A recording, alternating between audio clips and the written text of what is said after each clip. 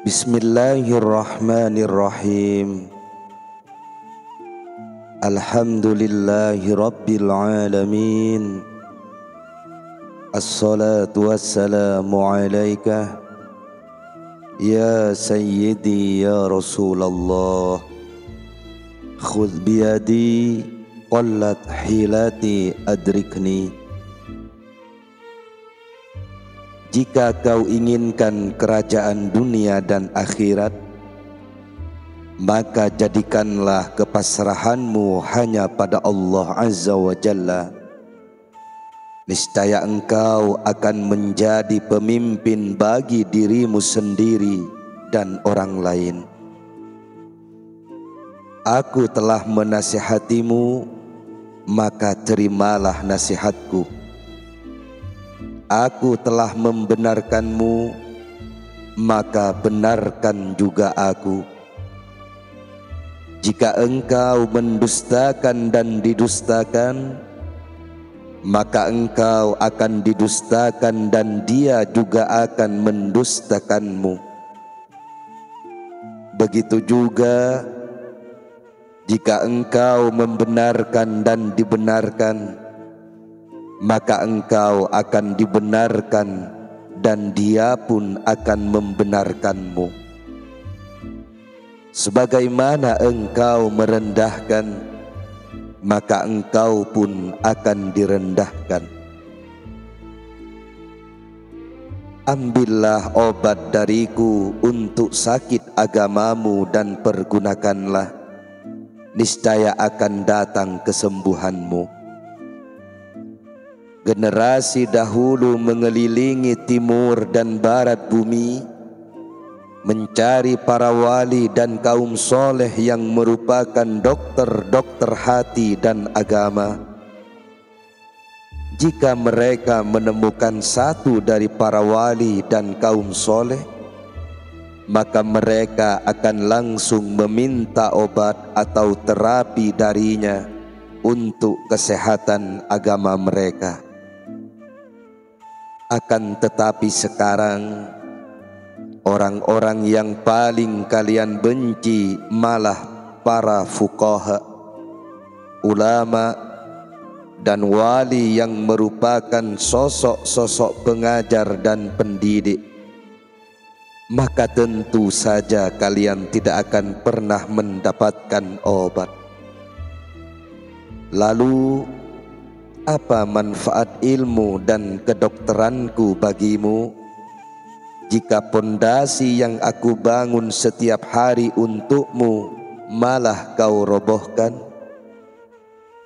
Aku memberimu resep obat, namun engkau tak pernah menggunakannya. Sudah sering kukatakan padamu, jangan makan suapan ini, sebab di dalamnya ada racun, dan makanlah ini saja, sebab ada kandungan obat di dalamnya. Akan tetapi engkau malah keras kepala dan memakan makanan yang beracun. Sebentar lagi, efek racun itu akan muncul dalam struktur agama dan imanmu. Aku hanya menasihatimu.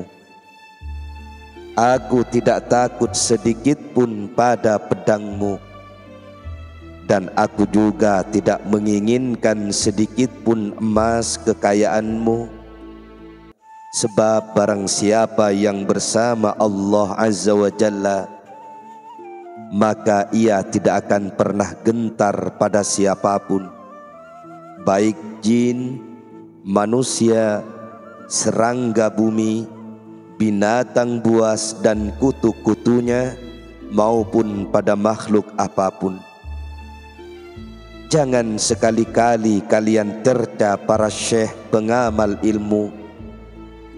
Kalian adalah orang-orang tolol yang tidak mengetahui Allah, para rasulnya, dan hamba-hamba solehnya yang menuruti dan ridho pada segala perbuatannya.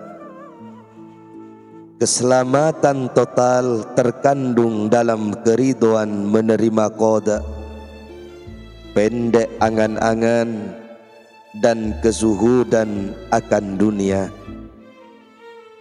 Jika kalian dapati kelemahan dalam diri kalian, maka obatilah dengan selalu mengingat mati dan berpendek angan.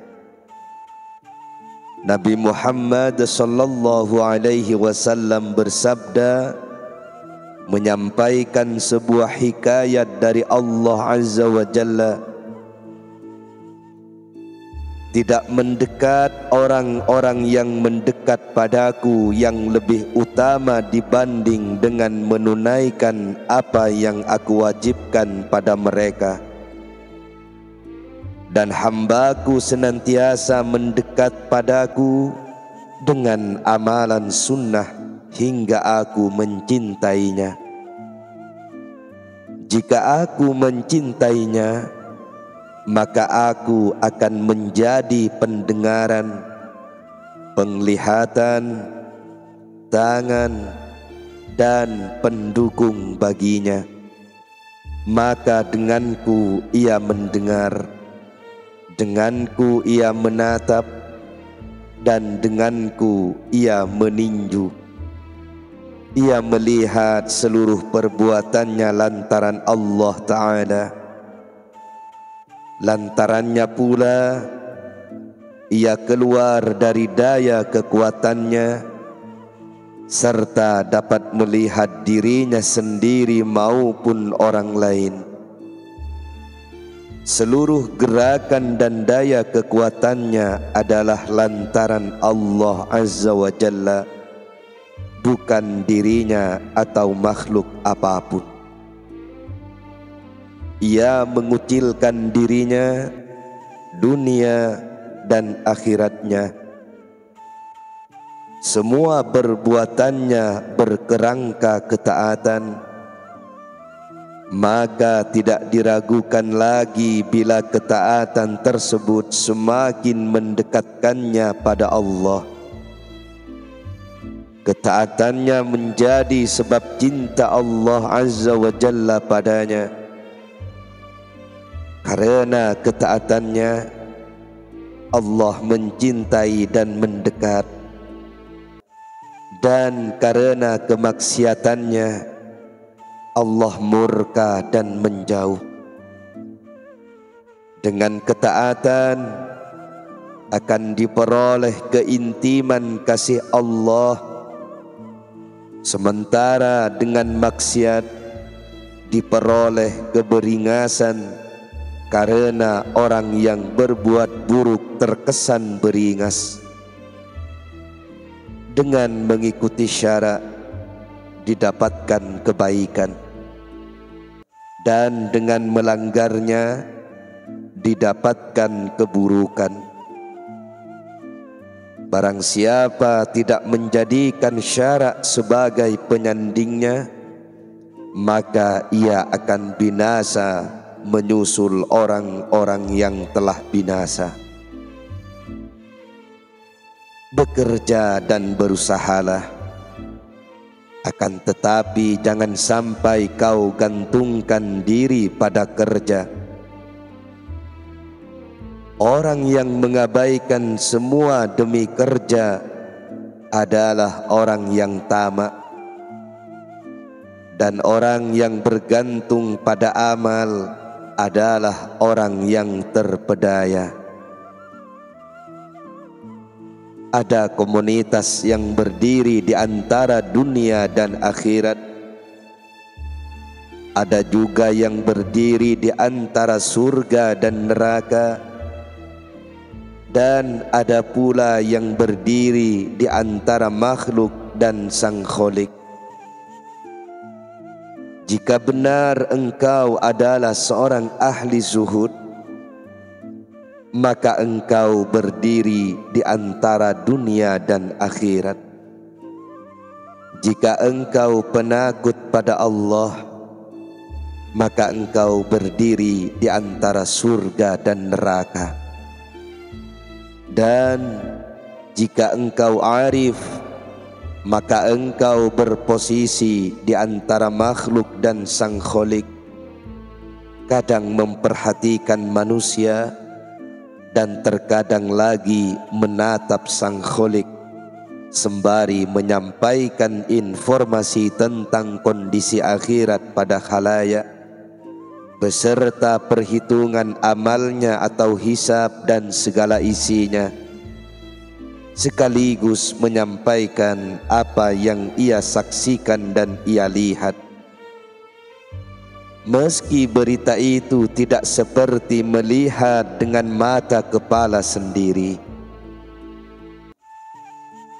kaum ini menanti-nanti perjumpaan dengan Allah Azza wa Jalla. Mereka mengangan-angankannya sepanjang waktu. Mereka tidak gentar akan maut, sebab maut adalah sebab sarana bertemu dengan kekasih mereka. Berpisahlah sebelum engkau dipisah, tinggalkan sebelum engkau ditinggalkan, jauhi sebelum engkau dijauhi keluargamu dan seluruh manusia. Toh mereka tidak akan bermanfaat apa-apa bagimu jika kau masuk ke dalam kubur. Bertaubatlah dari mengkonsumsi sesuatu yang mubah dengan gairah syahwat. Wahai manusia, berlaku waroklah dalam segala kondisimu. Warok adalah baju agama. Carilah baju untuk agama kalian dariku. Ikutilah aku. Sesungguhnya aku berada di jalur kesungguhan Rasulullah sallallahu alaihi wasallam. Aku mengikuti segala perbuatannya, makannya, minumnya, nikahnya, dan apa saja yang ditunjukkannya. Aku terus berbuat demikian hingga aku mencapai sesuatu yang dikehendaki Allah Azza wa Jalla.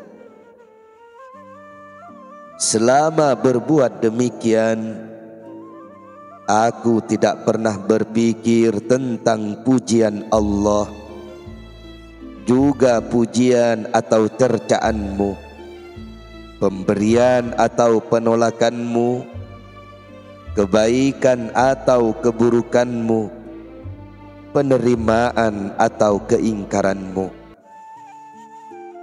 Engkau adalah orang bodoh, dan orang bodoh tidak perlu diacuhkan.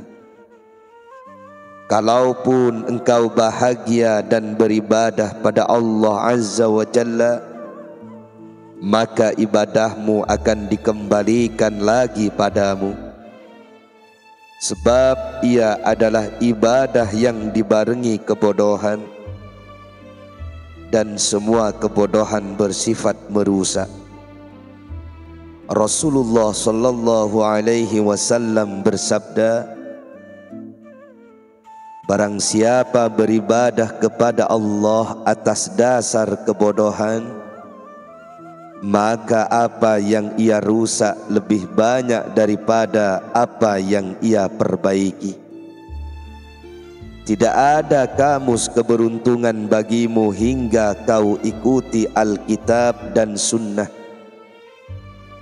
Seorang soleh menuturkan, barang siapa tidak memiliki syekh atau guru pembimbing, maka iblislah yang menjadi syekhnya. Ikutilah para syekh yang alim, menguasai Alkitab dan Sunnah sekaligus menjalankannya. Berbaik sangkalah pada mereka dan belajarlah. Bersikaplah santun di hadapan mereka, niscaya engkau akan beruntung. Jika engkau tidak mengikuti Alkitab dan Sunnah, juga para syekh yang mengetahui keduanya, maka selamanya engkau tidak akan pernah mendapatkan keberuntungan. Tidakkah pernah kau dengar aforisma, barang siapa merasa cukup dengan pendapatnya sendiri, maka ia telah sesat. Didiklah dirimu dengan berkhidmat menemani orang yang lebih alim darimu. Bersibuklah dulu dengan memperbaiki dirimu sendiri, baru kemudian beralih pada orang lain. Nabi Muhammad sallallahu alaihi wasallam bersabda, mulailah dengan dirimu sendiri, baru kemudian dengan orang yang kau tanggung keluargamu. Sabdanya lagi, tidak ada sedekah selagi keluarga atau zurrahim masih membutuhkan.